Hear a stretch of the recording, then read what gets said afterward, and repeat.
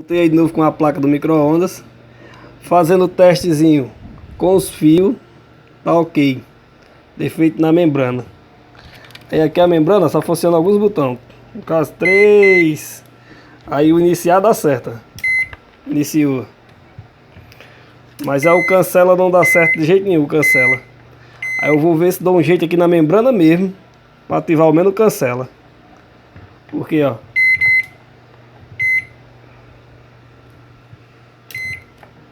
o cancela não